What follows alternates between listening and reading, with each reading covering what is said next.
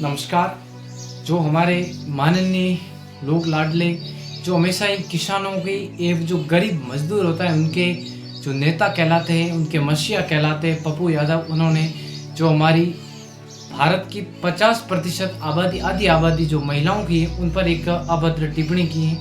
उन्होंने कहा है कि जो देश के अंदर जितनी भी महिलाएं जो नेता हैं, किसी भी जनप्रतिनिधि हैं या किसी भी पद पर बैठे हैं, तो वो कहीं ना कहीं 90% उनको इस तरह से होकर गुजरना पड़ता है। ये बहुत ही डरावनी चीज़ें हैं। देश की राजनीति के अंदर पप्पू यादव के इस बयान से सनसनी फैल चुकी है।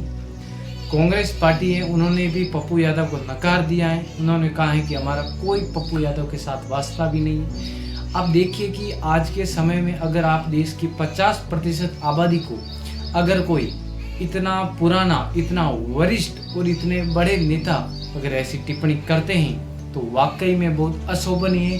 हमारी देश के लिए, हमारी माताओं बहनों के लिए बहुत ही ज़्यादा सोचने एवं डरने की ज़रूरत है, क्योंकि जब ऐसी खबरें आती हैं और ऐसे बड़े पद पर बैठे लोग करते हैं तो वाकई में जो देश का लोकतंत्र है, देश की जो राजनीति है, जो वर्तमान स्थितियाँ हैं, उन पर बहुत ही ज़्यादा क्वेश्चन खड़ा होता है, बड़ा प्रश्नवाचक सवाल खड़ा होता है कि क्या सच, इसमें कितना सच है। क्योंकि आज देश के अंदर कई महिलाएं सांसद हैं, विधायक हैं, मुख्यमंत्री भी हैं जो दिल्ली के हैं, पश्चिम बंगाल में या अन्य राज्यों में। साथ ही साथ जो देश में वर्तमान स्थितियों में कि 33% महिलाओं को आरक्षण देने की बात चल रही है, क्या आरक्षण देने के बाद भी यही स्थितियाँ रहेगी?